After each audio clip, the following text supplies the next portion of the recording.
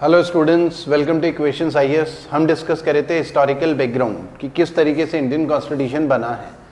तो last session में हमने डिस्कस करा था 1853 का जो चार्टर एक्ट था। आज हम डिस्कस करेंगे government of India act. Government of India act 1858। अब देखिए गवर्नमेंट ऑफ इंडिया एक्ट क्यों आया और इसका नाम गवर्नमेंट ऑफ इंडिया एक्ट क्यों है। ठीक है, इससे पहले चार्टर एक्ट था, तो अब नाम कैसे बदल गया एक्ट का, एक तो हमें ये एक अंडरस्टैंडिंग होनी चाहिए। तो थोड़ा सा समझते हैं कि पहले तो ये मालूम होना चाहिए कि 1857 का रिवोल्ट हुआ था इंडिया में। ठीक है, तो रिवोल्ट ऑफ 1857 जिसे फर्स्ट वॉर ऑफ इंडिपेंडेंस भी कहा जाता है। ठीक है, तो ये जो फर्स्ट वॉर ऑफ इंडिपेंडेंस था, इसने जो है ब्रिटिश गवर्नमेंट को अंदर से हिला दिया था, क्योंकि ये रिवोल्ट काफ़ी बड़ा था और उस समय इंडिया में रूल कौन कर रहा था? ईस्ट इंडिया कंपनी रूल कर रही थी। बस उसको रेगुलेट कौन कर रहा था? ब्रिटिश गवर्नमेंट रेगुलेट कर रही थी थ्रू चार्टर एक्ट्स। शुरुआत करी थी रेगुलेटिंग एक्ट से, ठीक है, फिर उसके बाद चार्टर एक्ट आने लगे थे। ठीक है, अब 1857 का इतना बड़ा रिवोल्ट हुआ ईस्ट इंडिया कंपनी के खिलाफ, ब्रिटिशर्स के अगेंस्ट। तो ब्रिटिश गवर्नमेंट को लगा कि अब ब्रिटिश जो ईस्ट इंडिया कंपनी है उसके बस का नहीं है कि वो ये सारी चीजें हैंडल कर पाए, कि अगर फिर से दोबारा से बड़ा रिवोल्ट होगा शायद वो हैंडल ना कर पाए, क्योंकि ईस्ट इंडिया कंपनी एक ट्रेडर की कंपनी है और मैनेजमेंट या एडमिनिस्ट्रेशन देखना, देश चलाना एक अलग चीज होती है। तो हुआ क्या कि रिवोल्ट का आउटकम ये निकला कि पावर जो है वो ट्रांसफर हो गई ईस्ट इंडिया कंपनी से ब्रिटिश क्राउन को। तो ब्रिटिश क्राउन ने जो गवर्नेंस था, कंट्रोल था इंडिया का, वो अपने हाथ में ले लिया और ईस्ट इंडिया कंपनी को बाहर का रास्ता दिखा दिया। तो ईस्ट इंडिया कंपनी को टाटा टाटा बाय बाय बोल दिया गया और इंडिया में जो पावर थी वो ब्रिटिश क्राउन के अंडर आ गया। ठीक है, तो ये वाला जो एक्ट है गवर्नमेंट ऑफ इंडिया एक्ट 1858, ये एंडेड द रूल ऑफ, एक तो ये ध्यान रखना, ended the rule of East India Company. ठीक है, and power was transferred to British crown. ठीक है, एक तो पहला पॉइंट ये है।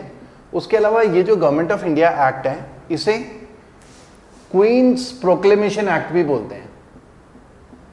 क्वींस प्रोक्लेमेशन एक्ट या इसे act of good oblique better governance भी बोलते हैं। तो ये अलग अलग नाम से एग्जाम में आया है कि गवर्नमेंट ऑफ इंडिया एक्ट 1858 के ऑल्टरनेट नाम क्या है।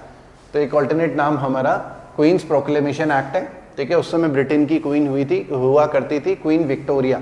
तो उन्होंने प्रोक्लेमेशन डिक्लेयर किया था कि अब जो है इंडिया पे डायरेक्ट हमारा रूल होगा, ईस्ट इंडिया कंपनी को किनारे कर रहे हैं। और ये प्रोक्लेमेशन जो है लॉर्ड कैनिंग है, उन्होंने इलाहाबाद के दरबार में पढ़ा था। ठीक है, क्वीन का प्रोक्लेमेशन। ठीक है, तो एक तो हमारा ईस्ट इंडिया कंपनी का रूल एंड हुआ, पावर ब्रिटिश क्राउन को ट्रांसफर हो गई थी इस एक्ट के थ्रू। इसका नाम गवर्नमेंट ऑफ इंडिया एक्ट क्यों है और उससे पहले चार्टर एक्ट क्यों आए थे, और सबसे शुरुआत हुई थी रेगुलेटिंग एक्ट से। आपको नाम की वजह से आपको पता होना चाहिए कि डिफरेंस क्या है। देखो, रेगुलेटिंग एक्ट 1773 में इसलिए आया था क्योंकि उससे पहले ईस्ट इंडिया कंपनी इंडिया में रूल कर रही थी। ब्रिटिश गवर्नमेंट उसे रेगुलेट कर ही नहीं रही थी, कोई रूल्स रेगुलेशन नहीं। ईस्ट इंडिया कंपनी मनमानी कर रही थी इंडिया में और करप्शन बहुत हो रहा था। तो 1765 से 72 के बीच में जब इतना ज्यादा करप्शन हुआ, कंपनी डूबने लगी, लेकिन कंपनी के जो सर्वेंट्स थे वो मालामाल हो गए थे। तो उनको रेगुलेट करने के लिए कि करप्शन वाली प्रैक्टिसेस ना हो, ठीक है, तो इन सारी प्रैक्टिसेस को रेगुलेट करने के लिए रेगुलेटिंग एक्ट आया था 1773 में। और उसके बाद जो चार्टर एक्ट होते थे वो चार्टर एक्ट के थ्रू जो ईस्ट इंडिया कंपनी था उन्हें 20-20 साल की परमिशन मिलती थी कि इंडिया में ट्रेड मोनोपोली की। ठीक है, हालांकि 1813 के बाद धीरे धीरे करके मोनोपोली खत्म होती चली गई।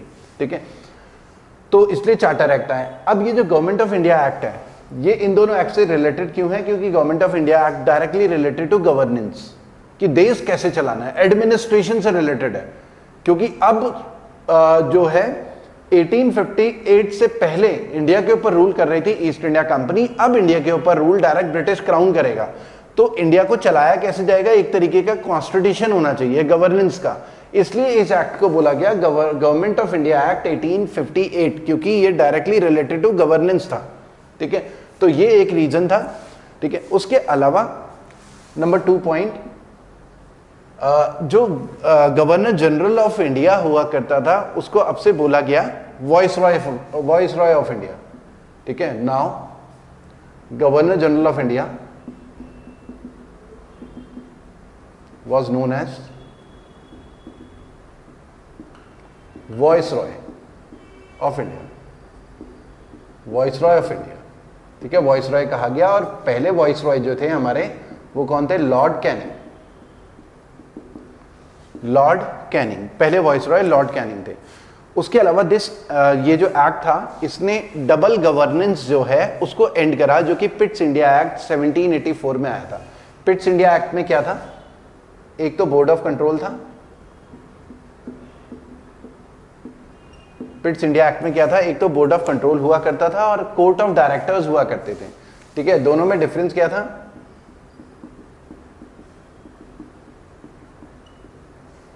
ठीक है, कोर्ट ऑफ डायरेक्टर्स में 24 डायरेक्टर्स होते थे, कंपनी के होते थे, ईस्ट इंडिया कंपनी, ठीक है। और बोर्ड ऑफ कंट्रोल ये जो है ये कमर्शियल एक्टिविटी देखते थे कंपनी की। और बोर्ड ऑफ कंट्रोल में 6 मेंबर होते थे, headed by finance minister, England के फाइनेंस मिनिस्टर हेड करते थे। और ये बेसिकली पॉलिटिकल अफेयर देखा करते थे, पॉलिटिकल अफेयर, ठीक है। तो डबल गवर्नेंस था, और ये जो डबल गवर्नेंस था, ड्यूअल गवर्नेंस, ये पिट्स इंडिया एक्ट 1784 से इंट्रोड्यूस हुआ था। तो इस एक्ट ने ये जो डबल गवर्नेंस का चक्कर था ये खत्म कर दिया, ठीक है। क्योंकि अब ईस्ट इंडिया कंपनी को तो बाय बोल दिया था, अब डायरेक्टली ये सारी चीजें गवर्नमेंट ब्रिटिश क्राउन के अंडर आ गई थी। तो अब किस तरीके से रूल किया जाएगा, वो सिस्टम क्या होगा, वो समझ लेते हैं। नंबर 3 देखो, एक तो ब्रिटिश क्राउन, जैसे उस समय क्वीन विक्टोरिया थी सबसे टॉप में। ब्रिटिश क्राउन को रिप्रेजेंट कौन करेगा? Secretary of state, secretary of state, ठीक है। सेक्रेटरी ऑफ स्टेट में टोटल होंगे 15 मेंबर, 15 मेंबर्स। और जो भी सेक्रेटरी ऑफ स्टेट होगा ये ब्रिटिश कैबिनेट मिनिस्टर होगा, British cabinet minister, cabinet minister. Britain में जो भी कैबिनेट मिनिस्टर होगा वो सेक्रेटरी ऑफ स्टेट होगा, और 15 मेंबर होंगे, और इनका ऑफिस होगा लंदन में, और ऑफिस का नाम होगा India house, India house, office का नाम होगा इंडिया हाउस। तो सेक्रेटरी ऑफ स्टेट का ऑफिस लंदन में होगा, इंडिया हाउस, 15 मेंबर होंगे, ये इंडिया को चलाएंगे इंडिया हाउस लंदन से। और सेक्रेटरी ऑफ स्टेट के पास कंप्लीट अथॉरिटी होगी इंडिया से रिलेटेड कोई भी डिसीजन लेने की, ठीक है, कंप्लीट अथॉरिटी। लेकिन ये इंडिया को चलाएंगे कैसे? Through viceroys, viceroy. तो बेसिकली वॉइसरॉय क्या कर रहा है? सेक्रेटरी ऑफ स्टेट को रिप्रेजेंट कर रहा है। तो एक तो आपको ये पता होना चाहिए, एक तो सिस्टम पता होना चाहिए कि सीनियरिटी किस तरीके से। ब्रिटिश क्राउन के अंडर सेक्रेटरी ऑफ स्टेट है, उनका ऑफिस इंडिया हाउस होगा, इंडिया में नहीं होगा, ये ध्यान रखना है। और इंडिया में सारे डिसीजन कौन ले रहा है? Viceroy. Viceroy basically secretary of state को रिप्रेजेंट कर रहा है, सेक्रेटरी ऑफ स्टेट या ब्रिटिश क्राउन को रिप्रेजेंट कर रहा है। तो चैनल इस तरीके से बना हुआ था। और अभी हमने डिस्कस करा कि जो वॉइसरॉय थे हमारे पहले लॉर्ड कैनिंग थे, ठीक है। और पहले सेक्रेटरी ऑफ स्टेट जो थे, ये भी एग्जाम में आए, लॉर्ड स्टेनले, लॉर्ड स्टेनले, ठीक है, ये भी एग्जाम में आया। तो इस तरीके का स्ट्रक्चर हुआ करता था। और वॉइसरॉय में साथ साथ आपको ये पता होना चाहिए कि क्योंकि गवर्नर जनरल ऑफ इंडिया को ही वॉइसरॉय कहा जा रहा है, तो इसमें भी 2 तरीके के स्ट्रक्चर थे, एक तो एग्जीक्यूटिव और लेजिस्लेटिव। तो इससे पहले हमने डिस्कस करा था एग्जीक्यूटिव में क्या होता था, गवर्नर जनरल की जो काउंसिल है उसे गवर्नर जनरल काउंसिल बोल रहे थे, गवर्नर जनरल काउंसिल है। तो उसमें एक वॉइसरॉय होगा प्लस, मतलब गवर्नर जनरल मतलब वॉइसरॉय प्लस 4 मेंबर होंगे एग्जीक्यूटिव काउंसिल में जो डिसीजंस लेते हैं सारे के सारे। तो वॉइसरॉय प्लस 4 एग्जीक्यूटिव काउंसिल में होंगे। और लेजिस्लेचर में हमने डिस्कस करा था कि 6 मेंबर इंट्रोड्यूस हो चुके थे 1853 के चार्टर एक्ट में, ठीक है। तो 6 मेंबर लेजिस्लेटिव पर्पस के लिए, कानून बनाने के लिए। तो लेकिन अब 1858 के गवर्नमेंट ऑफ इंडिया एक्ट से वो जो नंबर है लेजिस्लेचर के लिए कानून बनाने के लिए 6 से 12 कर दिए गए। मतलब कानून बनाने के लिए 6 से 12 तक मेंबर हो सकते हैं, ठीक है। तो एक तो ये जो इंपॉर्टेंट फैक्ट है सारे के सारे एग्जाम में आए हैं। स्ट्रक्चर आपको पता होना चाहिए कि किस तरीके का स्ट्रक्चर है। उसके अलावा ओपन कॉम्पिटिटिव एग्जाम्स स्टार्ट किए गए, open competitive exam for civil services, open competitive exam for civil services. हमने ये भी डिस्कस करा था कि 1853 के जो चार्टर एक्ट थे उसमें मेंशन था, और 1854 में कॉम्पिटिटिव एग्जाम्स के लिए सिविल सब मैकॉले कमेटी भी बनी थी 1854 में, ठीक है, किस तरीके से इंप्लीमेंटेशन करना है। अच्छा स्टूडेंट्स, जो भी वीडियो, अगर आपको वीडियो पसंद आता है तो लाइक जरूर करें, और जो भी स्टूडेंट्स हमारे चैनल में न्यू है चैनल को सब्सक्राइब जरूर करें। उसके अलावा हमारा मोबाइल ऐप है equations IAS, Google play store से डाउनलोड कर सकते हैं आप, ठीक है। उसमें आपको बहुत सारे फ्री वीडियोस भी मिलेंगे और पेड लेक्चर्स भी अवेलेबल होंगे, ठीक है। हाँ, तो ओपन कॉम्पिटिटिव एग्जाम स्टार्ट हुआ सिविल सर्विसेज का, और हमारे फर्स्ट जो है इंडियन सिविल सर्विसेज में फर्स्ट जो सिविल सर्वेंट थे हमारे वो थे सत्येंद्र नाथ टैगोर। तो ये भी एग्जाम में आया हुआ है कि पहले जो सिविल सर्वेंट थे वो कौन थे। उसके अलावा इस एक्ट ने डॉक्ट्रिन ऑफ लैप्स को खत्म कर दिया था। This act ended doctrine of lapse. Doctrine of lapse जो है लॉर्ड डलहौजी लेकर आए थे, ठीक है। डॉक्ट्रिन ऑफ लैप्स में कि लीगल हायर ना होने की केस में या मैल एडमिनिस्ट्रेशन के केस में ब्रिटिशर्स क्या कर रहे थे, जो प्रिंसली स्टेट्स हुआ करते थे अलग अलग, वो उन्हें अपने कंट्रोल में ले रहे थे। जैसे आप 1857 के रिवोल्ट इसीलिए हुआ था, उसका एक रीजन डॉक्ट्रिन ऑफ लैप्स भी था, क्योंकि ब्रिटिशर्स जो है प्रिंसली स्टेट्स को अपने कंट्रोल में ले रहे थे और फिर बगावत हो गई थी। और भी बहुत सारे रीजन थे 1857 के रिवोल्ट के। तो ये गवर्नमेंट ऑफ इंडिया एक्ट में जो भी इंपॉर्टेंट चीजें हैं वो सारी चीजें हमने डिस्कस करी। उसके अलावा इसके बाद आया हमारा इंडियन काउंसिल्स एक्ट। देखो नाम में आपको ये समझना है कि पहले रेगुलेटिंग एक्ट था, फिर चार्टर एक्ट था, फिर गवर्नमेंट ऑफ इंडिया एक्ट आया, फिर Indian councils act. Indian councils act, council act 1861, 3 साल बाद ही इंडियन काउंसिल्स एक्ट आया। रेगुलेटिंग एक्ट में ईस्ट इंडिया कंपनी को रेगुलेट करने के लिए लाए थे। चार्टर एक्ट में 20-20 साल की परमिशन ईस्ट इंडिया कंपनी को मिल रही थी ट्रेड मोनोपोली की। Government of India act governance से रिलेटेड था, इसलिए नाम गवर्नमेंट ऑफ इंडिया एक्ट था, ठीक है। ये जो एक्ट था, ठीक है, गवर्नेंस से रिलेटेड तो आ गया था गवर्नमेंट ऑफ इंडिया एक्ट 1858। तो आगे वाले एक्ट फिर गवर्नेंस से रिलेटेड नहीं होंगे, फिर वो क्या है, काउंसिल, जो हमने अभी डिस्कस करा था ना कि गवर्नर जनरल की काउंसिल है और एक लेजिस्लेटिव काउंसिल होगी, लेजिस्लेटिव विंग, उनमें कुछ चेंजेस जो भी करने होंगे, काउंसिल में जो चेंजेस करने थे उसके लिए एक्ट जो भी आए थे, तो उसको फिर इंडियन काउंसिल्स एक्ट बोला गया।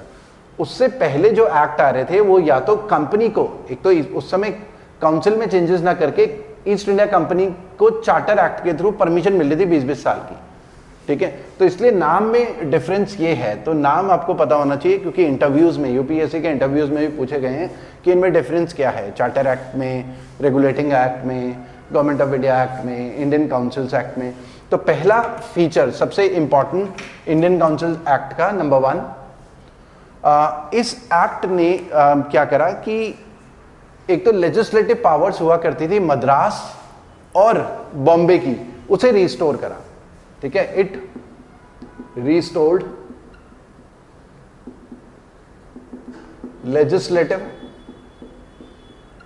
Power of Bombay and Madras, Bombay and Madras, ठीक है। बॉम्बे और मद्रास की लेजिस्लेटिव पावर को रिस्टोर कर दिया, और इनकी लेजिस्लेटिव पावर को खत्म किया गया था 1833 के चार्टर एक्ट में। तो 1833 के चार्टर एक्ट के थ्रू इनकी लेजिस्लेटिव पावर को खत्म कर दिया गया था, लेकिन इस एक्ट ने दोबारा से रिस्टोर कर दिया। उसके अलावा न्यू लेजिस्लेटिव काउंसिल बनाई गई प्रोविंसेस में भी, न्यू लेजिस्लेटिव काउंसिल। ये सब क्वेश्चंस एग्जाम में आए हुए हैं, तो आपको ये पता होना चाहिए लेजिस्लेटिव काउंसिल। ये जो लेजिस्लेटिव काउंसिल है ये कहाँ कहाँ बनी थी, एक तो बंगाल में, हालांकि इनका एयर अलग अलग है, लेकिन इस एक्ट में मेंशन था कि बंगाल में लेजिस्लेटिव काउंसिल बनाई जाएगी। पंजाब में, पंजाब आधा पाकिस्तान वाला पंजाब प्रेजेंट का अगर देखें तो आधा इंडिया का, ठीक है, पंजाब हो गया। और नॉर्थ वेस्ट फ्रंटियर प्रोविंस, इसमें पाकिस्तान का ही कुछ एरिया, पंजाब के उस साइड का, या अफगानिस्तान वाला area, north west frontier province. ठीक है, यहां पर लेजिस्लेटिव काउंसिल बनाई जाएंगी। उसके अलावा पोर्टफोलियो सिस्टम को इंट्रोड्यूस किया गया। पोर्टफोलियो, ये भी एग्जाम में है, पोर्टफोलियो सिस्टम कब इंट्रोड्यूस किया गया? तो 1861 के इंडियन काउंसिल एक्ट में portfolio system was introduced. Portfolio का मतलब है कि जैसे आज की डेट में देखें कि हमारे यहाँ गवर्नेंस में पोर्टफोलियो सिस्टम है। कंट्री के डिफेंस से रिलेटेड एक डेडिकेटेड डिफेंस मिनिस्टर है, फाइनेंस से रिलेटेड एक डेडिकेटेड फाइनेंस मिनिस्टर है, ठीक है, कॉमर्स से रिलेटेड एक कॉमर्स का, या टेक्सटाइल से रिलेटेड टेक्सटाइल का मिनिस्टर हो गया, एजुकेशन से रिलेटेड एक एजुकेशन मिनिस्टर है। तो हर एक पर्टिकुलर काम के लिए एक डेडिकेटेड जब मिनिस्टर होता है ना, तो इसे बोलते हैं पोर्टफोलियो सिस्टम। उससे पहले पोर्टफोलियो सिस्टम नहीं हुआ करता था, एक मिनिस्टर मल्टीपल काम देख रहा है, डिफेंस भी देख रहा वही, एजुकेशन भी वही देख रहा, दोनों अलग अलग चीजें हैं, तो एक ही बंदा कई चीजें देख रहा था। तो उससे पहले पोर्टफोलियो सिस्टम नहीं हुआ करता था। यहां से काउंसिल एक्ट से पोर्टफोलियो सिस्टम इंट्रोड्यूस किया गया, ठीक है। उसके अलावा वॉइसरॉय ने क्या करा कि कुछ इंडियंस को भी नॉमिनेट करा, ठीक है, अपनी काउंसिल में। Viceroy nominated some Indians in his council, ठीक है। कुछ इंडियन, हालांकि काउंसिल्स में वॉइसरॉय ने कुछ इंडियन को लिया था केवल जनता को दिखाने के लिए कि देखो पार्टिसिपेटरी डेमोक्रेसी हो रही है, कि तुम लोगों को भी हम ले रहे हैं। इनका केवल एक दिखाने के लिए था, इनसे पूछा कुछ नहीं जाता था, वॉइसरॉय अपने आप से ही सारी चीजें डिसाइड कर रहा था, ठीक है। तो राजा ऑफ बनारस थे एक, राजा ऑफ बनारस और महाराजा ऑफ पटियाला